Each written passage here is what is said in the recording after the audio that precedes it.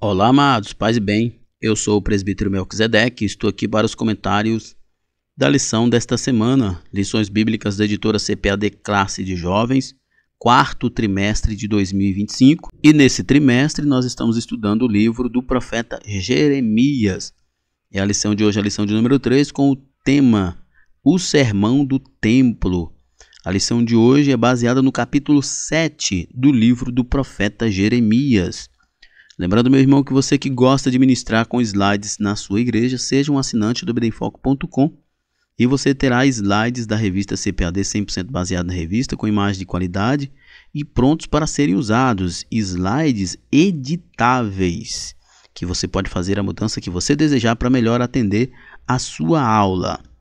O conteúdo da assinatura contém slides das lições de adultos, slides das lições de jovens, mais bônus, slides de escatologia, slides de discipulado, sermões em PDF, curso básico de teologia e cursos diversos, incluindo cursos de capacitação para o professor da EBD. Nós temos experiência na produção de slides e subsídio da revista CPAD desde 2016 e já fizemos mais de 750 slides e você pode baixar todos eles aqui no ebdemfoco.com. Basta você se tornar um assinante do ebdemfoco.com. Você também pode acessar os slides e subsídios produzidos pelo ebdemfoco.com pelo aplicativo do Ebdemfoco. Acesse agora mesmo a Play Store do seu telefone e procure por EBD em Foco. Instale o nosso aplicativo e tenha acesso a todos os slides e subsídios produzidos pela equipe do ebdemfoco.com. Para mais informações, acesse o site www.ebdemfoco.com ou entre em contato com a nossa equipe pelo WhatsApp 94DDD 984092869. Muito bem, vamos então para o nosso comentário. O texto principal da nossa lição se encontra em Jeremias capítulo 7, verso 2 e diz: "Põe-te à porta da casa do Senhor e proclama ali esta palavra e diz: ouve a palavra do Senhor, todos de Judá, vós os que entrais por estas portas, para adorardes ao Senhor." Jeremias 7:2, né? Comumente nós pregamos no púlpito, né? Algumas igrejas, os pastores finalizam o culto e descem e vão cumprimentar os irmãos na porta, outros recebem. Mas o normal é a gente pregar no púlpito. Mas Jeremias foi designado para pregar na porta do templo. É uma situação bem distinta. O resumo da lição nos diz: a justiça divina é reafirmada na exortação feita tanto ao povo de Judá quanto à liderança política e religiosa. Existe uma máxima que diz que toda equipe é reflexo de seus líderes. Quando uma sociedade está em decadência, fatalmente suas lideranças começaram a estar em decadência primeiro que aquela sociedade. O texto bíblico se encontra em Jeremias capítulo 7, do verso 1 até o verso 15, mas eu não vou me deter no texto por uma questão de tempo, mas você com certeza vai ler e já está lendo todo o livro do profeta Jeremias. Nossa introdução. O capítulo 7 do livro de Jeremias registra a mensagem que ele transmitiu à porta do templo em Jerusalém. Como eu falei, muitos pastores ficam na porta recebendo, outros preferem se despedir das pessoas na porta depois do culto, mas o regular é que os pastores preguem no púlpito. Mas Jeremias foi designado para pregar um sermão de confrontamento, de repreensão na porta do templo, para toda pessoa que entrasse naquele templo. Algo completamente distinto do que nós víamos antigamente e vemos ainda hoje. Embora as pessoas continuassem a cumprir com as práticas litúrgicas do culto, o Senhor as reprovava. Isso é uma questão muito importante, que é preciso ser lembrado, que Deus está reprovando o povo, não é pela frequência no culto, não é pela beleza da liturgia, não é por questões de abandono do templo ou de abandono da liturgia.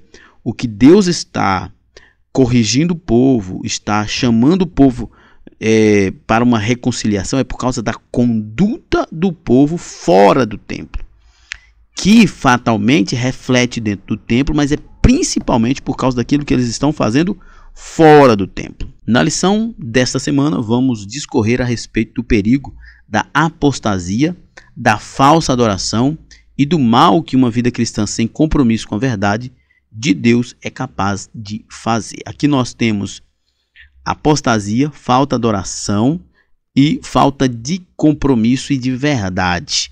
Mas nós precisamos entender, irmãos, que o comentarista está falando isso no contexto, especialmente no contexto do culto e do templo.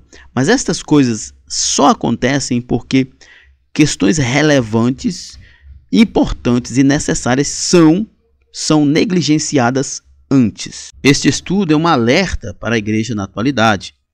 Ao ouvir a voz do Senhor, não endureça o seu coração como fez o povo de Judá, que apesar da vida medíocre, de toda a corrupção, Deus se propôs a falar com esse povo e a fazer um convite de arrependimento para restauração, mas eles não quiseram ouvir.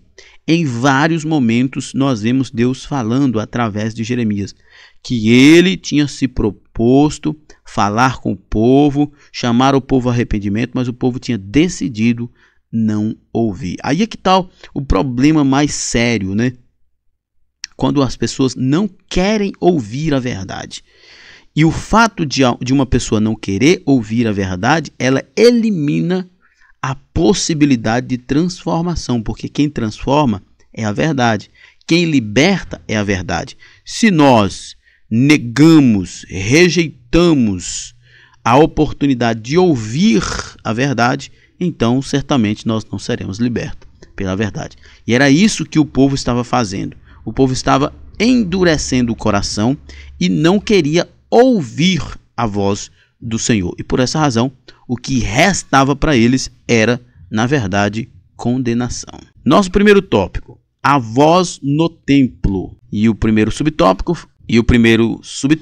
frequentadores do templo. Jeremias recebeu a missão de ir até Jerusalém.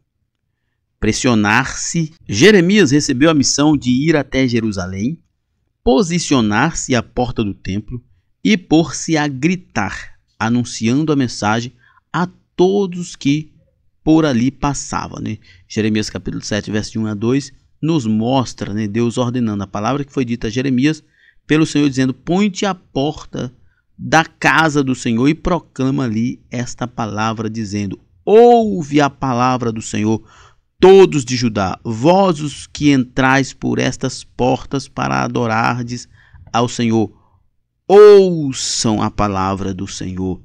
Provavelmente a cidade estava cheia de pessoas e o templo extremamente concorrido, porque é muito provavelmente que o templo havia se transformado em um lugar turístico e não em um lugar de adoração. Contudo, é possível notar a ausência de reverência, de temor a Deus e a verdadeira adoração. É provável que o templo tenha se transformado em um local de encontro, como muito acontece hoje ainda nos nossos dias. Quantas das nossas celebrações, dos nossos cultos, não passam de um momento de encontro entre pessoas, mas que não é de fato um momento de adoração. E a prova disso, o comentarista deixa aqui bem claro, e os irmãos que estão ouvindo esta aula, eles podem fazer a verificação disso. A prova de que os cultos se transformaram em um momento de encontro e não um momento de adoração é que falta reverência e temor de Deus nas pessoas. Você chega nos cultos, os pais dão comida para os filhos, dão brinquedo para os filhos brincarem dentro da igreja, dão telefone, dão tablet. As pessoas adultas mesmo mexem no telefone, acessam o telefone, comem, mascam chiclete. O que é isso? Isso é falta de reverência e de temor a Deus. E o que é que isso evidencia? Evidencia que o encontro dessas pessoas não é um encontro de adoração, não é um encontro de submissão. É um encontro só entre pessoas, que poderia acontecer em qualquer lugar, como por exemplo numa praça, e não num templo de uma igreja. A mensagem era de arrependimento e deveria ser proclamada aos frequentadores do templo, pois estes estavam cumprindo com os rituais litúrgicos pré-estabelecidos, mas estavam com o coração distante de Deus. Isso aqui é uma prova de que você pode ter uma celebração ou um encontro, né? Vou dizer assim, um encontro litúrgico pomposo, rico em detalhes, cheio de gente, e não ser adoração ao Senhor. O templo estava cheio. As pessoas não deixavam de frequentar o templo. As pessoas não deixavam de fazer os sacrifícios. O templo estava cheio, mas o coração das pessoas estava vazio de Deus. A adoração, a oração e os sacrifícios são válidos quando praticados com conformidade com a palavra de Deus, em santidade e para Ele. Assim ecoou a voz de Deus no templo. O povo estava fazendo festas dentro do templo, mas fora eles matavam uns aos outros, eles adoravam outros ídolos, eles roubavam, prostituíam, eles perseguiam o pobre, exploravam o pobre, enfim, toda sorte de impiedade e injustiça era praticado por eles fora do templo, que é um problema que nos chama a atenção relacionado àquela ideia de vida espiritual e vida secular. Como as pessoas fizeram essa divisão de vida espiritual e vida secular, a vida espiritual se desenvolvia no templo. E a vida fora do templo era a vida de fato secular. E não apenas secular, mas profana. Eles realmente fizeram uma separação entre vida espiritual e vida secular. O crente não tem duas vidas. O crente só tem uma vida. Paulo diz em 1 Coríntios capítulo 10, verso 31, quer comamos, quer bebamos ou façamos qualquer outra coisa, façamos para a glória de Deus. Essa divisão entre vida espiritual e vida secular leva as pessoas a entenderem o momento do culto como espiritual e o outro momento fora do templo como um momento comum, que elas podem fazer o que elas bem querem, como se não fosse pecado. É isso que as pessoas de Israel, ou melhor, é isso que as pessoas de Judá, de Jerusalém estavam fazendo, e é isso que muita gente, muito crente, faz hoje em dia. O perigo da falsa adoração. A voz de Deus ecoou no templo com uma mensagem clara de que o cumprimento de liturgias não é suficiente para agradá-lo. Não basta cantar, é preciso adorar a Deus em espírito e em verdade. É por isso que João capítulo 4, verso 23, Deus, Jesus, fala para aquela mulher, mas vem a hora, e agora em que os verdadeiros adoradores adoram o Pai em espírito e em verdade. Porque o Pai procura a tais que assim adorem. Deus é espírito e importa que os que o adorem em espírito e em verdade. Mas as pessoas estavam fazendo apenas movimento. Estavam apenas fazendo uma grande liturgia, mas não havia sinceridade para com Deus. A hipocrisia na adoração existe. E Jesus afirma que em vão me adoram aqueles que fazem dessa forma. Para Deus receber nossa adoração, ela tem de ser legítima. E quando, Melk, que uma adoração é legítima? Quando ela é feita em espírito e em verdade. Uma adoração é legítima quando o coração do adorador é dado a Deus. Quando mais do que a sua presença no templo é ofertada, mas a sua vida fora do templo também é ofertada. Quando mais do que um glória a Deus ou uma oferta em dinheiro é dado no templo. Quando a sua vida é entregue a Deus fora do templo. Aí se tem uma adoração legítima de quem de fato pertence a Deus e não alguém que está cumprindo um protocolo, frequentando apenas uma reunião em um momento no templo. O que implica em uma adoração sincera de um coração regenerado e voltado para o Senhor. Embora frequentasse o templo e observasse os ritos do culto, o povo de Judá estava com seu coração distante de Deus. E não apenas distante, mas também contaminado. E, consequentemente, contaminava o culto ao Senhor, atraindo assim a ira do Senhor.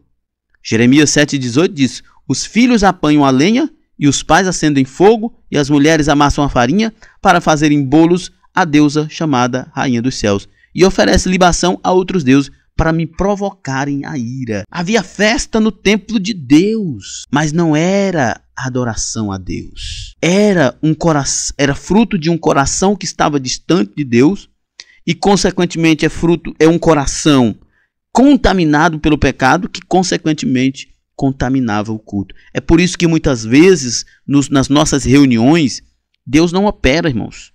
Tem gente que diz que não tem nada a ver. Não, tem sim.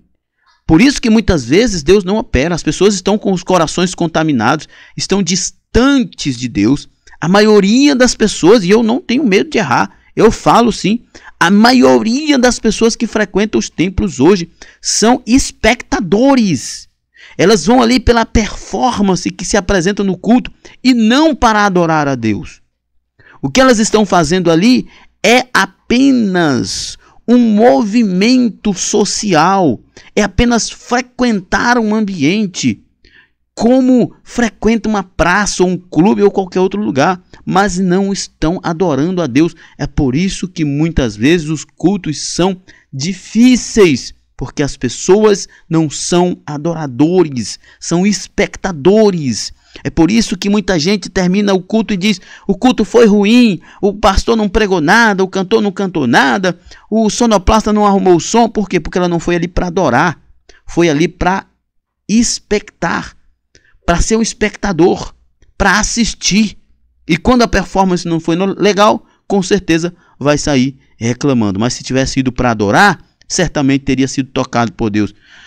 Mas como adorar no templo se a vida não é dedicada a Deus? Se a vida é dedicada ao pecado, se vivemos uma vida dedicada ao pecado, distante de Deus, nós não encontraremos Deus no templo. Isso é fato. As pessoas insistem em não parar para pensar nisso, mas como o povo de Israel fazia, viviam o dia a dia deles distante de Deus e queriam ir para o templo encontrar a Deus, mas não encontravam a Deus. Encontraram o profeta transmitindo a ira de Deus, porque Deus estava irado com o povo hipócrita, mentiroso, falso, corrupto, que explorava as pessoas, adulterava, se prostituíam, matavam, causava transtorno na sociedade e de noite ou nos sábados estavam no templo adorando a quem? Adorando a si mesmo, porque Deus não estava lá para receber essa adoração. Siló, um triste exemplo. A mensagem de Jeremias afirmava que Deus faria ajudar o que havia feito em Siló. Jeremias 7,14 diz: farei também esta casa que se chama pelo meu nome, na qual confiais, e a este lugar que vos dei a vós e a vossos pais, como eu fiz a Siló. Em Siló ficava o tabernáculo do Senhor, a arca do concerto, e os sacerdotes que se enveredaram por caminhos tortuosos, atraindo a ira divina. Lembra de Eli, Ofni e Finéias, seus dois filhos? Pois é dessa turma que o texto está falando. 1 Samuel 2,29 diz assim, por que vocês zombam de meu sacrifício e de minha oferta que determinei para minha habitação? Por que você honra seus filhos mais do que a mim, deixando-os engordar com as melhores partes de todas as ofertas feitas pelo meu povo Israel? Deus se dirigindo, primeira parte aqui, ao Ofni e Finéias, e se dirigindo especialmente a Eli, que Eli era omisso, ele não corrigia os filhos, e os filhos faziam todo tipo de barbaridade. E o que foi que aconteceu com Siló? Deus destruiu Siló. Lembra do que aconteceu? Israel saiu para a batalha e a arca foi levada, Ofni e Finéias foi morto, Eli caiu da cadeira e morreu também. Estes sacerdotes confiaram na estrutura religiosa e não em Deus. Dizem que eles diziam: a arca do Senhor, enquanto a arca do Senhor estiver conosco, nada irá acontecer. E com isso eles se sentiam com o poder, com a liberdade de fazer o que bem queria. Mas não é bem assim. Eles trocavam a presença do utensílio pela presença de Deus. Deus não aceitou isso. Eles não confiaram no Senhor. Eles confiaram foi na estrutura religiosa e não em Deus. E o zelo religioso deles não impediu que Siló fosse destruída. não impediu que Eli fosse morto, seus filhos, sua nora, não impediu que a arca fosse levada. Deixar Deus para confiar na estrutura religiosa foi o pecado do povo dos dias do sacerdote Eli, assim como do povo para qual Jeremias profetizou, e também é para muita gente hoje. Na virada de ano, sempre a igreja está lotada de pessoas descrentes, de desviados, daqueles crentes que quase não frequentam, porque parece que eles pensam que Jesus vai voltar na virada de ano. Tem sempre esse temor, esse medo, que eles pensam que Jesus vai voltar na virada de ano e que estando em um templo eles estarão salvos. Essas pessoas estão completamente enganadas. Estão fazendo como o povo da época de Jeremias. Fazia o que bem queria o tempo todo, a vida toda, e vinha para o templo achando que Deus estava recebendo, mas Deus não estava. Deus era irado com esse povo. Por esse motivo, Deus utilizou-se do triste exemplo de Siló com a intenção de levar Judá a refletir, se arrepender e a desejar uma mudança. Mas a gente sabe que eles não voltaram atrás. Segundo tópico, a vida espiritual bíblica. Primeiro subtópico, definição. A palavra espiritualidade vem do latim spiritualitate e indica o ato de valorizar o que é espiritual.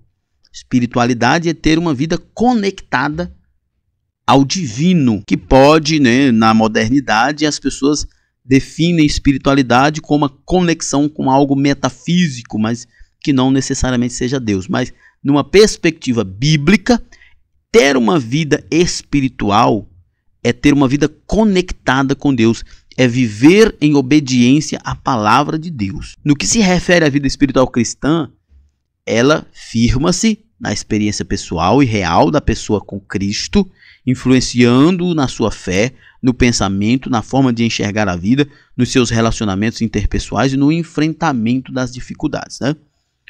A vida espiritual cristã, ela se fundamenta na obediência à palavra de Deus e na experiência pessoal de cada um com Cristo. E isso não é algo abstrato, não é algo irreal, é algo palpável. Esta experiência e esta fé precisa ser percebida na forma de pensar, na forma de agir em casa, na forma de agir na igreja, na forma de agir no trabalho, na forma de agir com o menos favorecido.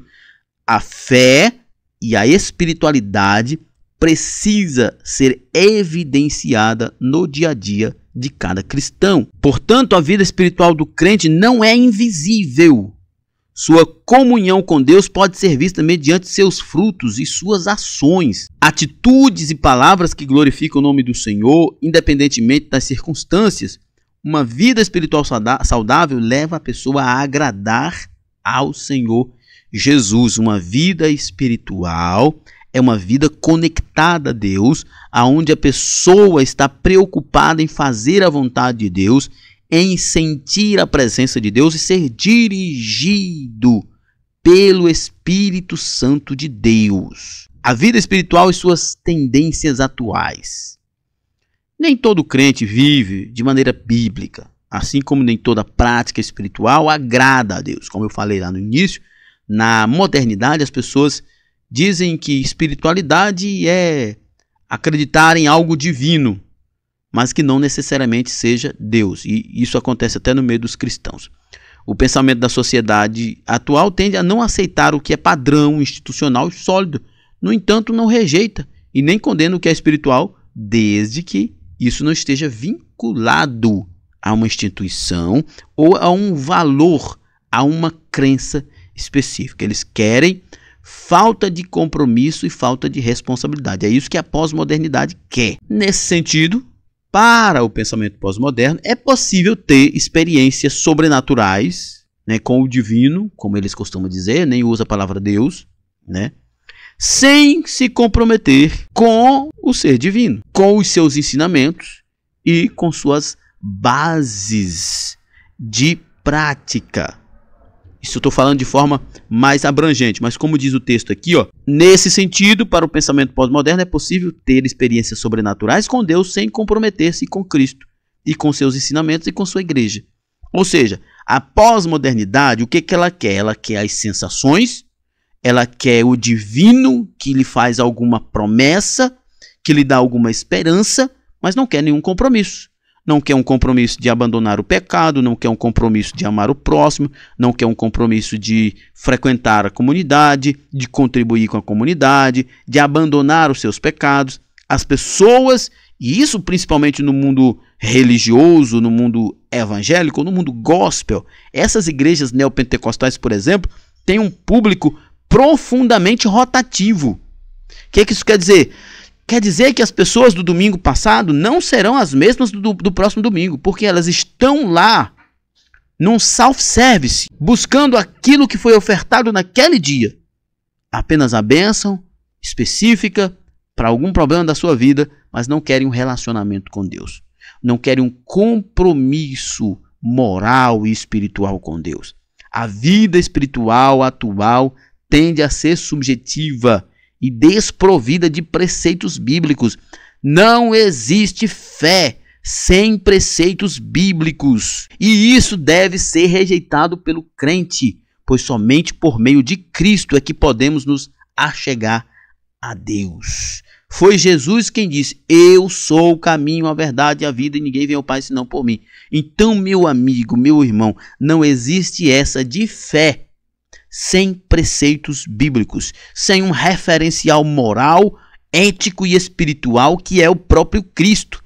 Essa ideia abstrata de espiritualidade é pagã, é uma coisa do diabo que visa distanciar as pessoas de Deus, do verdadeiro Deus. O crente precisa estar atento quanto a essas sutilezas e não admitir isso. Nós temos um referencial moral, ético e espiritual: Jesus Cristo. A prática da espiritualidade. No livro de Gênesis, podemos ver o agir de Deus nas expressões "e disse Deus", na hora de criar todas as coisas. Em João 1,14 está escrito que o Verbo se fez carne e habitou entre nós, e vimos a sua glória como a glória do unigênito do Pai, cheio de graça e de verdade, mostrando a ação de Deus em conformidade com a sua palavra. O Criador fala e age. Deus é criador e sustentador da sua obra. A leitura da palavra de Deus, a oração e o jejum são práticas espirituais saudáveis de um cristão genuíno, mas elas devem ser acompanhadas de ações.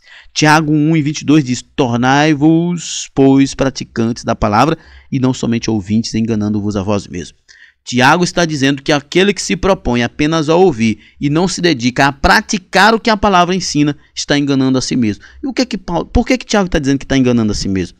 Porque quem ouve a palavra de Deus na expectativa de ser abençoado, na expectativa de ser perdoado, na expectativa de ser salvo. Só que Tiago está dizendo que engana a si mesmo. Ou seja, nada disso irá acontecer.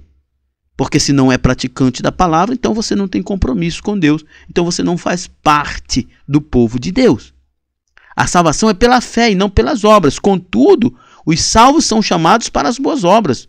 Efésios 2,10 diz: pois somos feituras dele, criados em Cristo Jesus para boas obras, as quais Deus de antemão preparou para que andássemos nela. Paulo está dizendo que nós somos criação de Deus em Cristo Jesus para viver boas obras. As boas obras não nos levam à salvação, mas a salvação nos ordena a viver em boas obras, como diz Paulo em Efésios 2,10. Nos dias de Jeremias, as pessoas frequentavam o templo e cumpriam os rituais litúrgicos determinados pelo Pentateuco, mas precisava melhorar seus caminhos. Melhorar não, precisavam mudar seus caminhos, mudar suas ações, mediante o exercício da justiça, como o cuidado com o necessitado.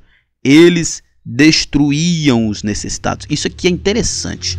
99% dos profetas, tanto profetas maiores quanto profetas menores, em todas as suas mensagens, tem um teor de justiça social. A igreja precisa virar uma ONG? Não. A igreja não tem que virar uma ONG, mas a igreja precisa olhar para os necessitados. Ah, tá. Tudo bem, minha igreja doa cestas básicas. Não, Isso aí é bom, mas eu não estou falando sobre isso. Estou falando de nós, indivíduos como igreja, não podemos viver a nossa vida atropelando o necessitado, explorando o necessitado, tratando o necessitado como se ele não fosse nada, vivendo na injustiça, defendendo a injustiça. Nós não podemos fazer isso. O povo de Israel estava assim: é um estrangeiro, vamos explorar ele até o último que der. É uma viúva, vamos tirar tudo que ela tem. É um órfão, não tem quem defende, vamos tirar tudo que ele tem e transformar ele no escravo. Era assim que eles estavam vivendo. E hoje não é difícil, não é muito diferente, não. Mas Deus está olhando para isso. Ele abominava esse tipo de prática e ele abomina até hoje. Então nós temos que olhar para os necessitados como instituição e temos que olhar para os necessitados como indivíduos.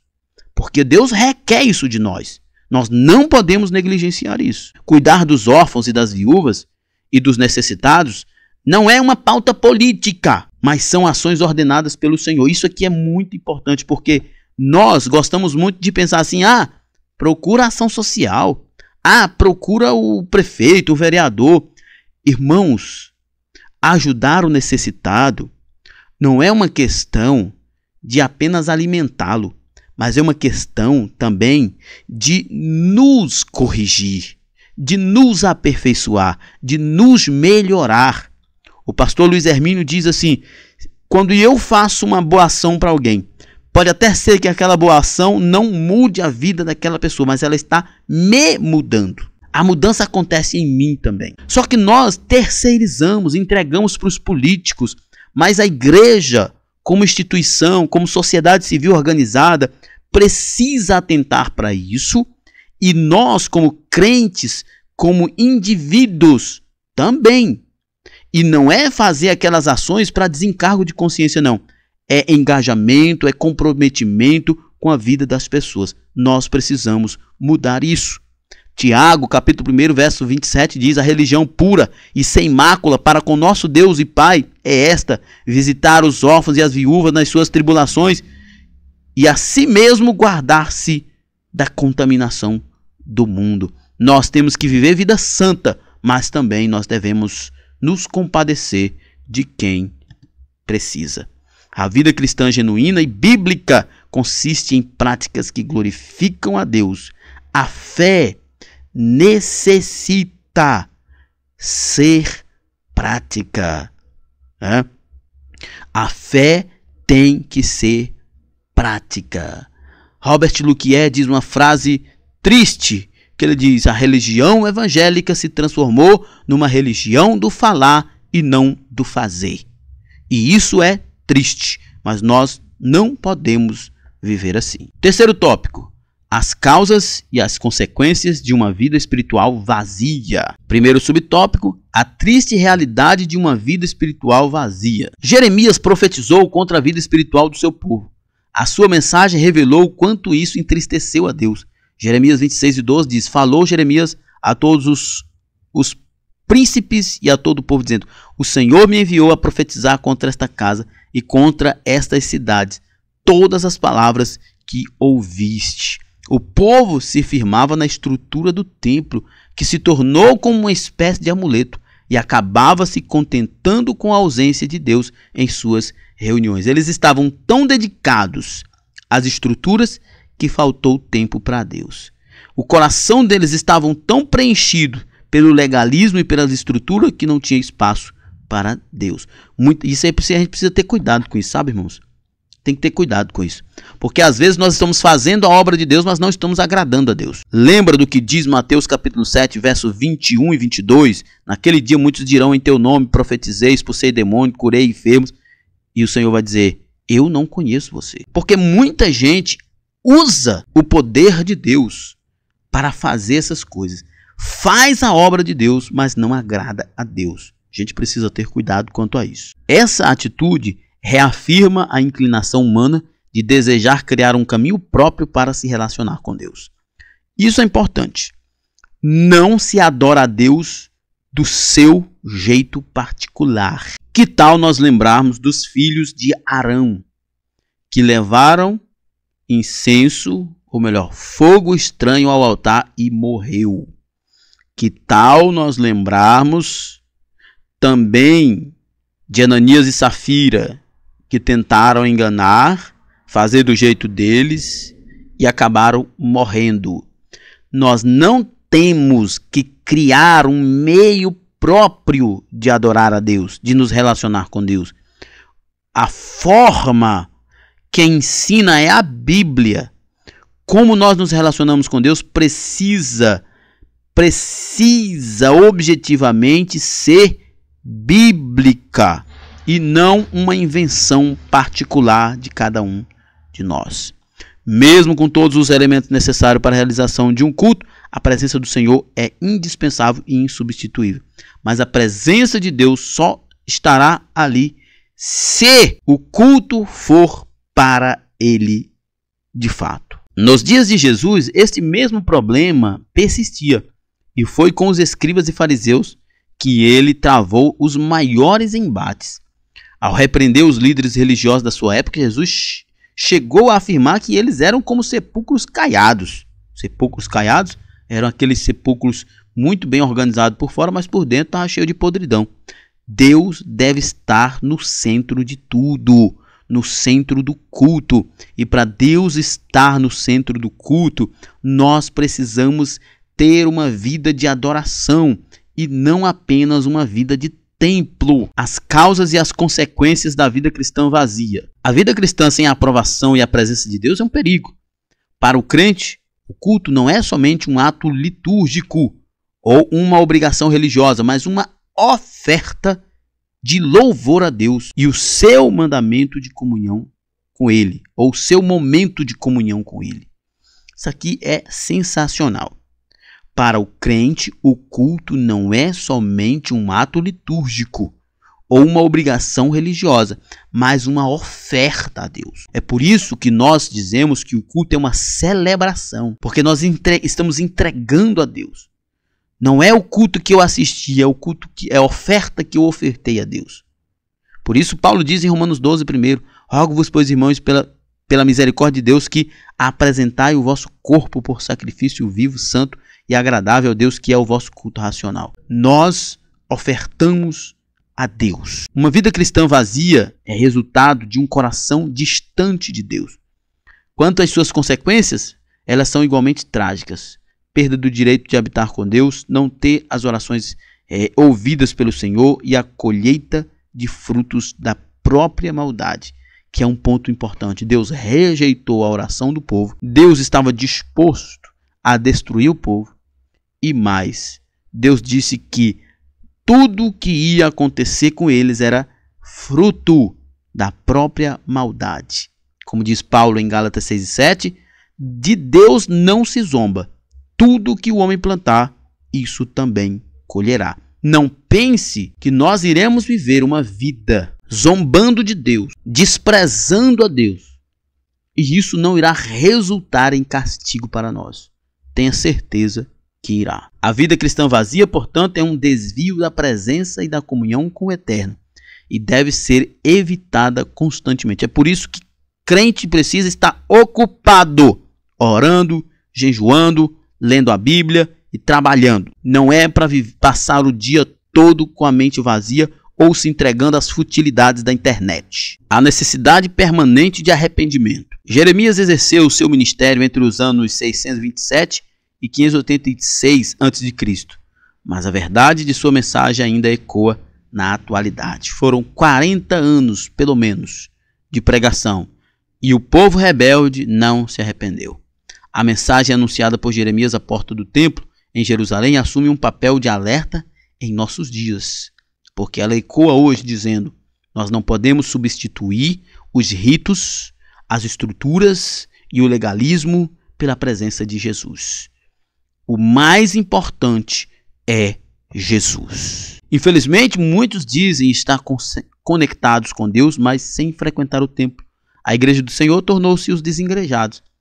Assim sendo, a mensagem de Jeremias na porta do templo aponta o caminho para uma vida cristã saudável, com a frequência aos cultos e a comunhão com Deus e com os irmãos, rejeitando quaisquer excessos. A mensagem de Jeremias fala de duas coisas: tanto do legalismo, do excesso de zelo pela religiosidade sem ter vida, quanto da rejeição da comunhão com os irmãos, achando que pode viver fora da igreja. Cada crente que se acha uma igreja separada dos outros é, na verdade, um sepulcro caiado.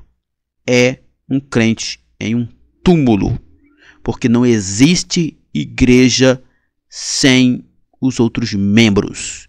Nós precisamos estar juntos em comunhão para sermos igreja. Conclusão. A dura mensagem de Jeremias aos líderes religiosos e aos frequentadores do templo em Jerusalém revela que um crente pode trocar a verdadeira adoração pela falsa e se perder mesmo estando dentro da casa de Deus. Precisamos ter uma vida cristã saudável e equilibrada, na qual a nossa comunhão individual com Deus e coletiva na igreja consiga caminhar juntas, resultando em uma prática que agrade a Deus acima de tudo. Muito bem, chegamos ao final, ficamos por aqui. Mais informações, acesse o site www.ibreemfoco.com. Entre em contato conosco pelo WhatsApp 94 é o DDD 984092869. Na plataforma ibreemfoco.com você tem tudo que precisa para ministrar uma aula de excelência. Ficamos por aqui, até a próxima. Paz e bem a todos.